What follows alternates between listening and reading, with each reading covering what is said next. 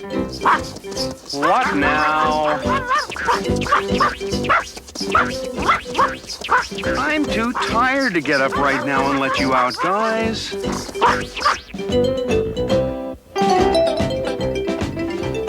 Hey, what do you think you're doing?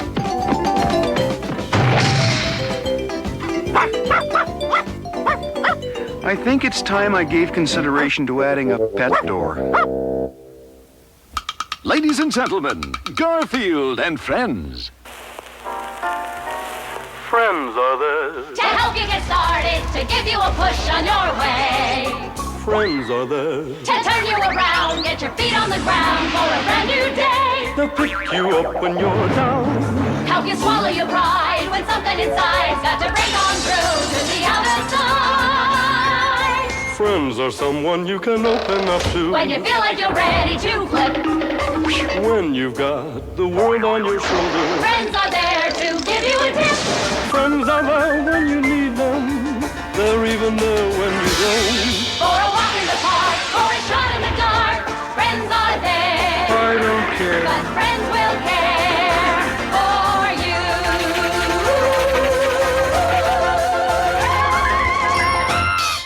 Smart kids watch this show. Other kids change the channel.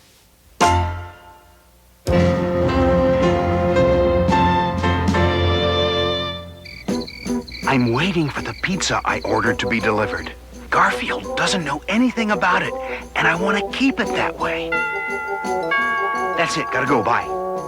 Gee, I wonder who's at the door. It couldn't be a pizza because nobody ordered a pizza. It must be a special delivery letter. Certainly not a pizza. Here's your money. Give me the pizza. Goodbye. By the way, thanks.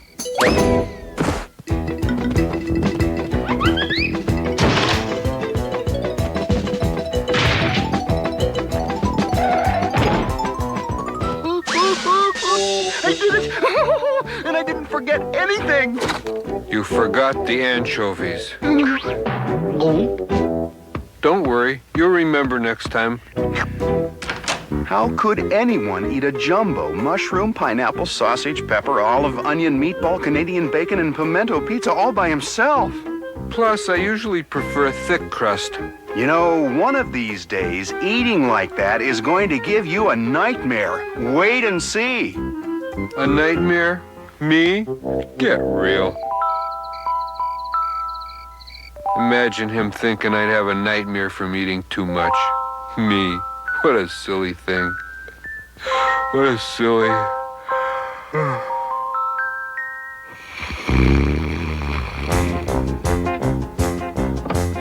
Eat, Garfield, eat. Eat with all your might. Eat that pasta, eat it pasta till it's out of sight.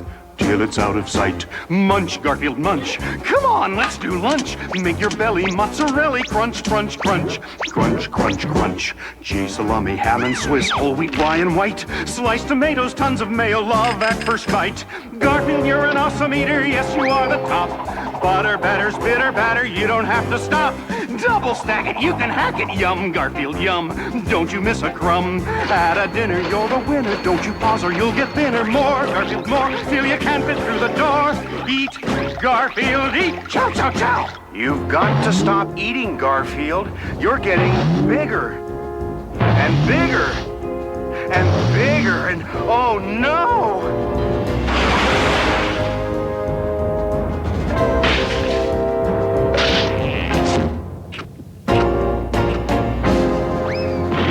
I knew this would happen. He's just getting larger and larger.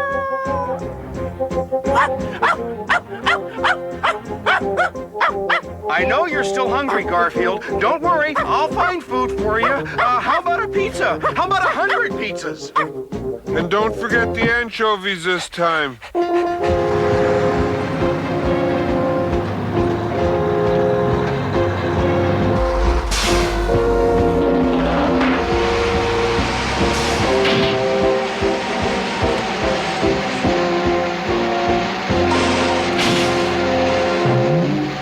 We have a report of a giant orange cat that seems to be devouring things left and right. For an on-the-spot report, we cut now to our mobile unit. What's that? We have a report he just ate the mobile unit. I'm leaving town, folks.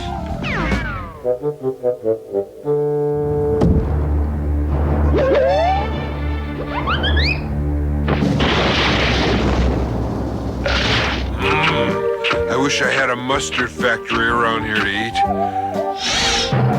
Now I'm thirsty.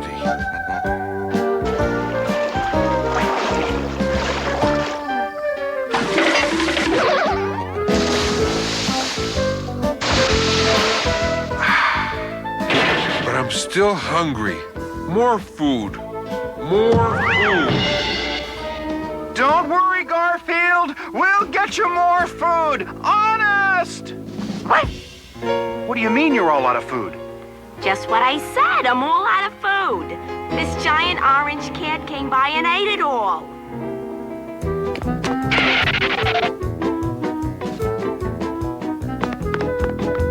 They don't even have paper towels left. There's no food in the entire town. More food. More food. I don't believe it. More food. More food. Hello? Get me the National Guard. National Guard, we have an emergency. We need lasagna. That's right, I said lasagna. 50 tons, no, 100 tons.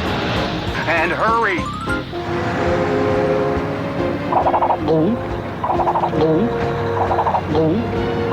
Operation Lasagna is proceeding according to order. In the meantime, we're filling up the Grand Canyon with chicken gumbo just in case he wants soup. This is your cat. How much more food will it take to satisfy him? I don't know if he can be satisfied, General. He's eaten all the lasagna. And he still looks hungry. More food. More food. There isn't enough food in the world to feed this cat. General, you can't. I must. Attention, men. We have no choice. Bring in the air squadron.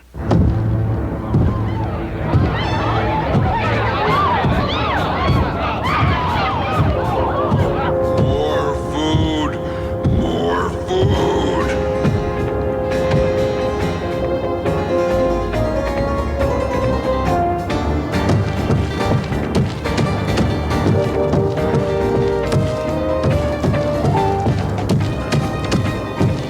You know, for a minute there, I was afraid this nightmare might get silly. Garfield! Garfield, you have to stop! You have to stop eating! Garfield, you have to stop eating!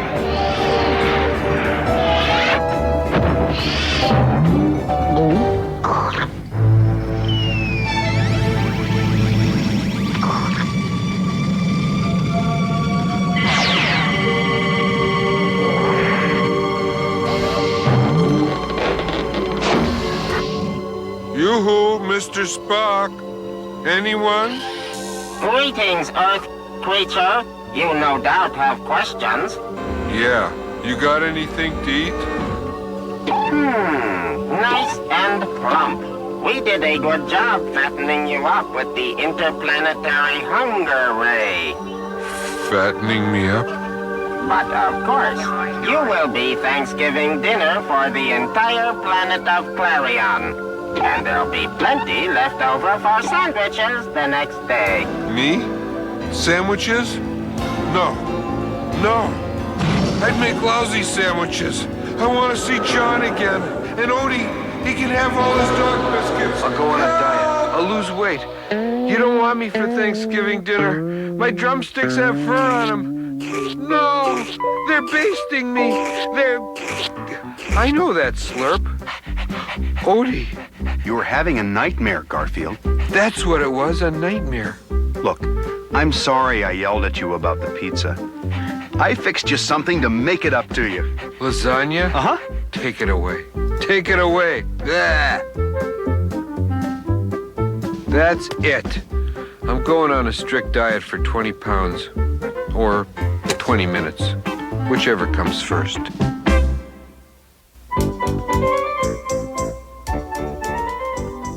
Hi, Wade. What kind of seeds are you planting? I don't know. They're mystery seeds. Oh. I'll look it up in the book of mystery seeds I just happen to have here. Let's see. Seeds. Oh, here it is. Seeds of the dangerous South American duck choker vine. Did you hear that, Wade? Wade? Oh, Wade? Wade? Oh, Wade? Wade?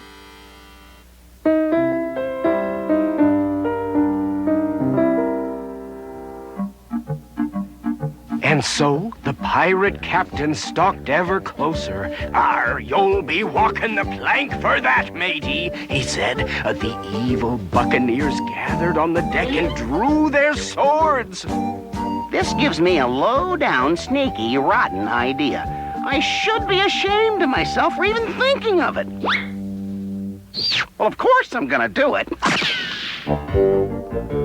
Let's see. Cowboy suit, Loch Ness monster. Merv Griffin costume, Queen of Sheba, cheeseburger. Chicken suit? What would I ever need that for? Let's see. Then the pirates moved closer. Are there any pirates nearby, Orson? Of course not. Shiver me timbers and scrape me barnacles and mizzen the mast. Whatever that is. I be a pirate. And I be getting out of here. And I be right beside you.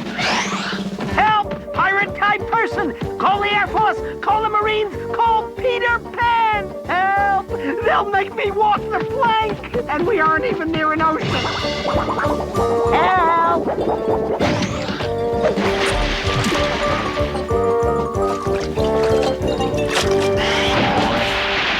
Wait, I just realized that was no pirate. That was Roy.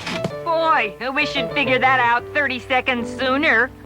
No, Roy, that was not very nice. What's the matter? Can't you take a joke? That wasn't funny. Banana nose. Banana nose? Good name for that dude, sis. Hey, no fair picking on a guy's nose. What's the matter, Roy? Can't you take a joke? Sure, if it's funny. I just don't see anything funny about my nose. Yeah, well, you ought to see it from this side. All right, call me Banana Nose. See if it bothers me. Ha! Banana nose. Banana nose. Banana nose. Banana nose. Banana nose. Banana nose. Hey, Banana Nose. You think we ought to kid Roy? Sure. Hey, want to have a peanut butter and pickle sandwich? No, thanks. I just put a TV dinner in the microwave. Oh, good. It's done. Come on, let's go search for worms out in the field. You go that way. I'll go this way. Roger. All right, worms. It's time.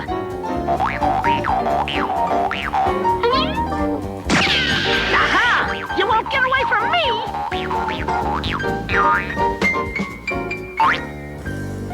Where'd he go? Come back here, you worm! You! Booker, where'd you go? I thought I saw some worms! Booker?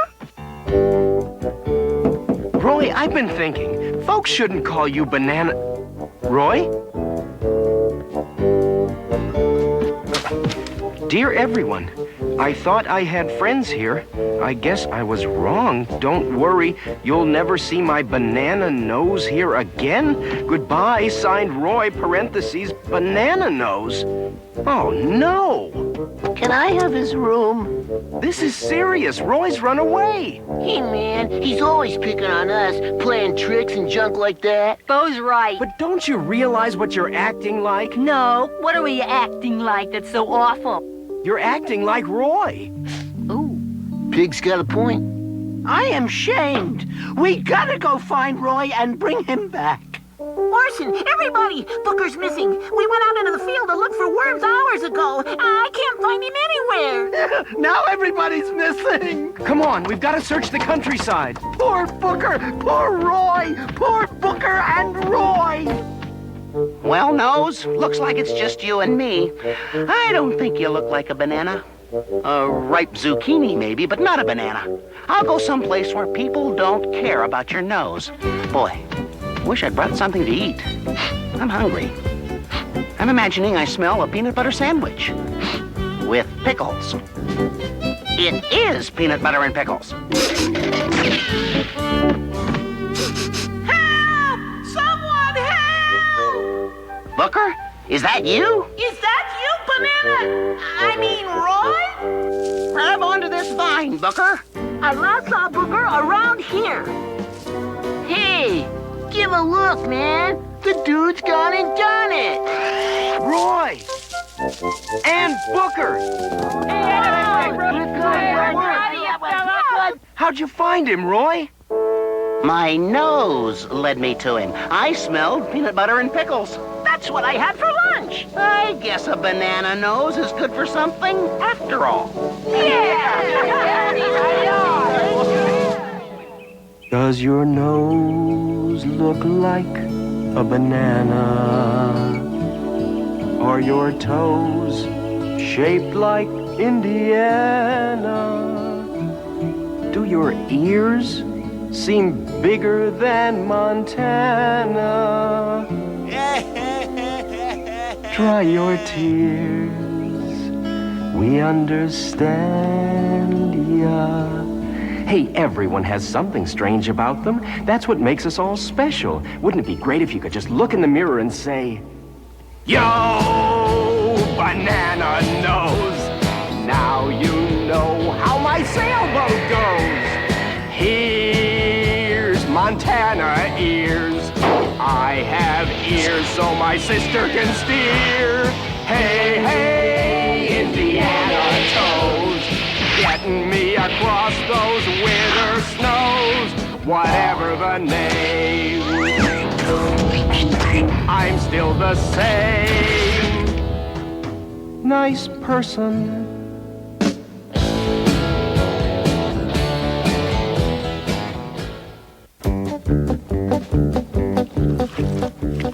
Some dough for body. Now we need some carrots for color. Perhaps some spaghetti for texture. And of course, fries on the side. Garfield, And 2 eggs, over easy. how long have you been sticking food to the ceiling? Oh, for quite some time now.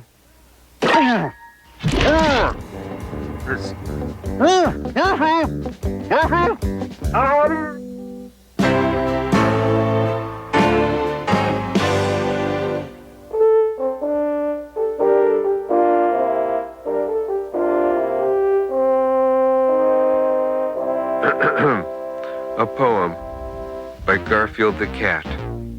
I decided late one Sunday I would sleep till 1/2 Monday. Suddenly I felt a tap, which awoke me from my nap. I awoke and found before me someone who was sure to bore me. Please leave me to sleep, I chirped. That was when the creature slurped. Just then the surprise was sprung. 7 yards of doggy tongue. Doggy tongues will always trick you. Look so harmless till they lick you. He let out a loving howl. I went out to get a towel. When a dog's enthusiastic, what you want to do is drastic. All my fur was wringing wet. Should have had it washed and set. Let me sleep, I'd often told him. Looked like I would have to scold him. I was in for a surprise when I looked into his eyes. Pleading as they were for mercy, left me with a controversy. Then I got a wondrous notion how to sleep without commotion. So he'd leave this cat alone, I dug out his favorite bone. Figured if I couldn't cure him, next best thing would be to lure him. When he came back, he would find I had locked the door behind. Now at least his dripping yap wouldn't interrupt my nap. In my world, there's no excusing when you interrupt my snoozing. So while I was busy snoring, my friend Odie went exploring. Usually he doesn't roam quite this far away from home, but he wandered to an alley where the tough dogs often dally. You would be a little nuts to go near these mangy mutts. Odie never comprehends. He decided to make friends. When they saw this shy intruder, they could scarcely have been ruder. Odie's thoughts are always sunny. What, he wondered, was so funny? This, one said, is not a dog. Maybe this is someone's frog. It's no frog, the other said. It's a rat that ain't been fed.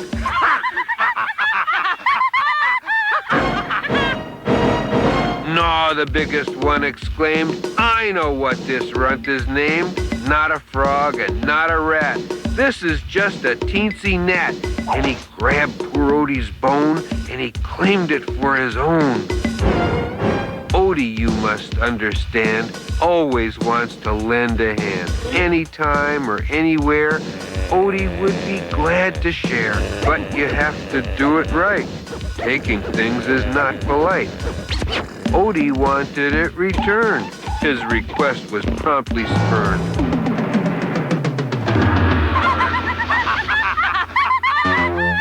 Odie wound up wet and soggin' with a frog upon his noggin. He made sure the frog was thrown back. Now he'd go to get his bone back. But before our friend returned, one of them seemed most concerned. She said she was not amused at the way he'd been abused. But she said, "You're very tough. Did you have to be so rough?" Just then Odie reappeared. The bulldog gave a laugh and sneered, picked up Odie, very crass, threw him for a forward pass.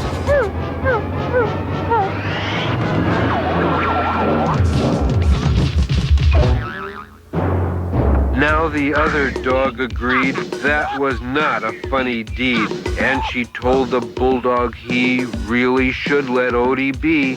Butch said that he wasn't done. Pounding Odie's too much fun. That was when he looked and found that his ladies weren't around.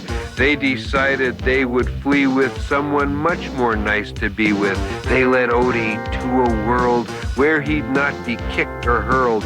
Butch was left there all alone, with no friends, just Odie's bone. So they marched the little waif to the home where he'd be safe. Odie had made lifelong pals with a couple doggy gals. Someone had not figured fully, people never love a bully.